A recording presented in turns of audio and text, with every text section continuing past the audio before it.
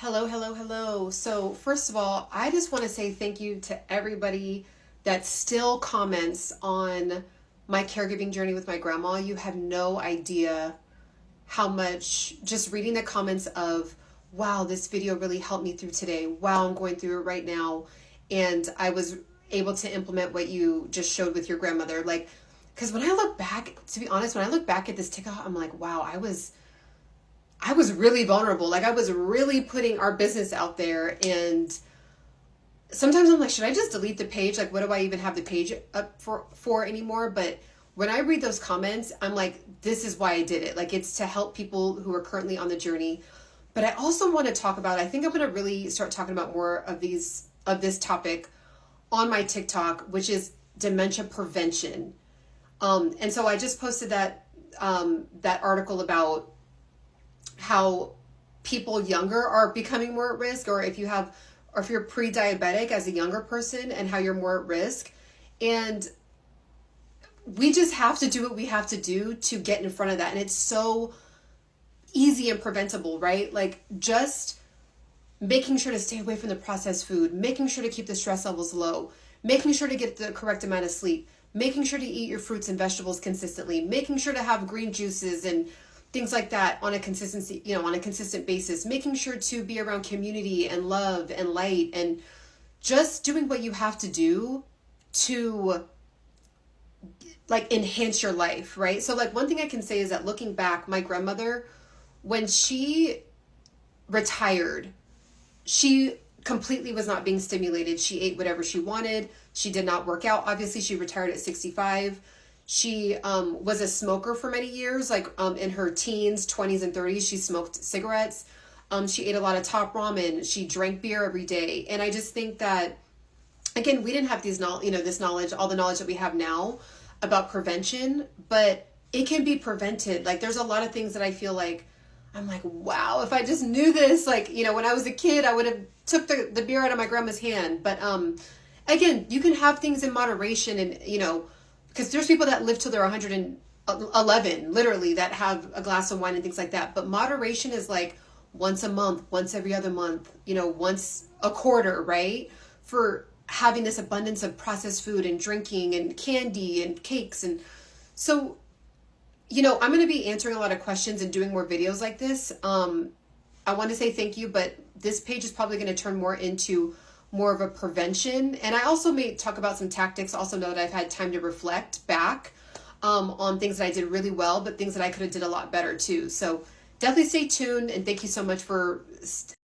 This is one of the comments that I'm talking about, why I even keep my page up. So when I look back at this TikTok, I'm like, wow, I was really, really vulnerable, like with putting my journey out there. I'm like, maybe I should, that journey has come to a close, and my grandmother is put to rest. And I'm so thankful that her body just isn't enduring what she was going through. But then these comments, I really appreciate these comments, because it reminds me of why I was so vulnerable. And number one, it was helping me, like me knowing that I was helping other people was helping me get through the journey, number one. But then number two, seeing these kind of comments really help encourage me to keep the page up and going, and just having all that history there for anybody that is going through that transition, that journey with your grandmother, your mother, whoever, with dementia, with Alzheimer's.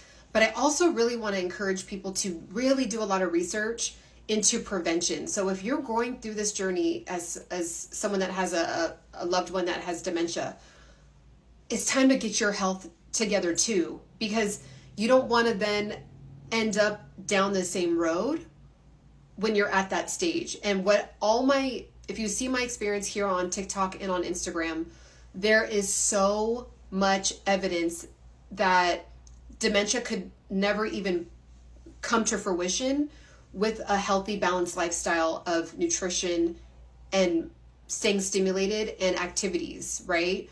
So again, there's a ton of different research, ton of opinions out there. I don't really care to go back and forth, because I like to pay attention to the data that is encouraging people to live a healthier lifestyle, and what they've seen and come to find out with dementia not coming to fruition for people, or even reversing dementia for some people.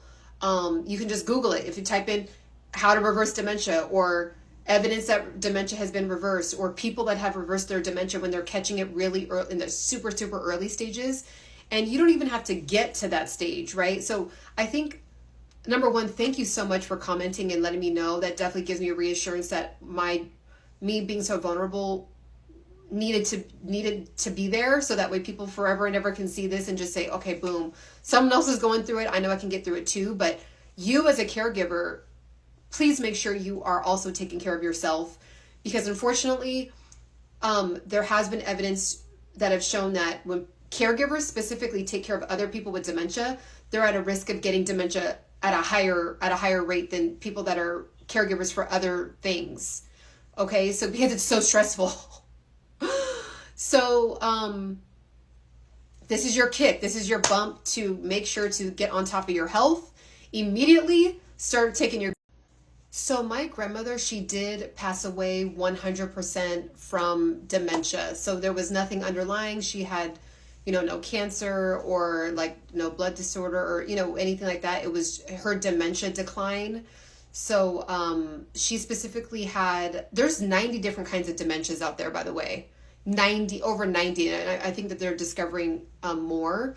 But because of the dementia that she had, the different areas of the brain that were starting to shut down, of course, prevent other things from working correctly. So as she began to decline, she couldn't speak anymore, because that's a brain function. She couldn't speak anymore. She couldn't move her body. She couldn't walk anymore.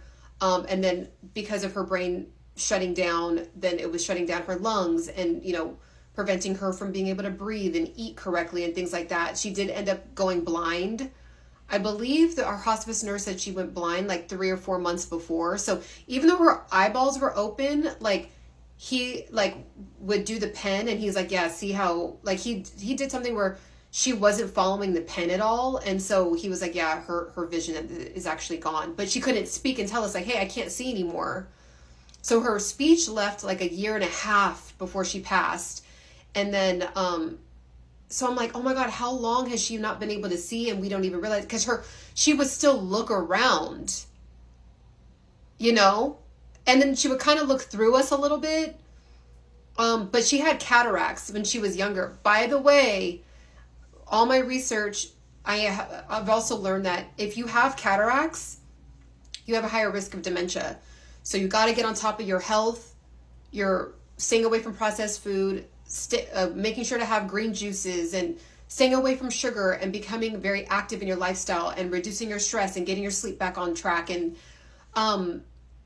those are little, like, now that our journey is come to a close with my grandmother's physical body here on the planet, she's with me she's with me right now spiritually, but I have more time to, research. And just in all my research that I did while taking care of her, I did come across cataracts is actually a very, very early sign of potential to get dementia older. So I wish I knew that, because if we had known that, I was a kid, when my grandmother got cataracts, but it's like, if we would have known that, we would have like gotten on top of her health. So that's just, again, pre-diabetes, cataracts, like there's different like things that are specific signs or could be like triggers for something to happen 20, 25 years down the road. So that's just something that, I wanted to share and talk about.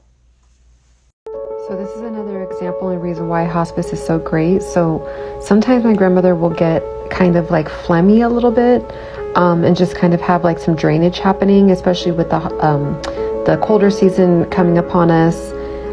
We live in Southern California and it doesn't get freezing cold around this particular time, but just the weather starts to change and most people's, allergies and like just little like holiday sniffles start to come. And so, oh, my grandma has her baby in her hand. But so this is another really good reason why hospice is so great, because we told hospice about that, and our hospice nurse prescribed a suspension. So basically it just kind of dries things up, because my grandmother doesn't know how to blow anymore, like blow her nose. So this is going to help just dry it up instead of having to blow her nose. Okay, gorgeous. Gotta give you this so that way you're not, it takes away your sniffles, okay? Here you go, lady. Here, Gram Slam. Here you go. 1, 2, good. Proud of you.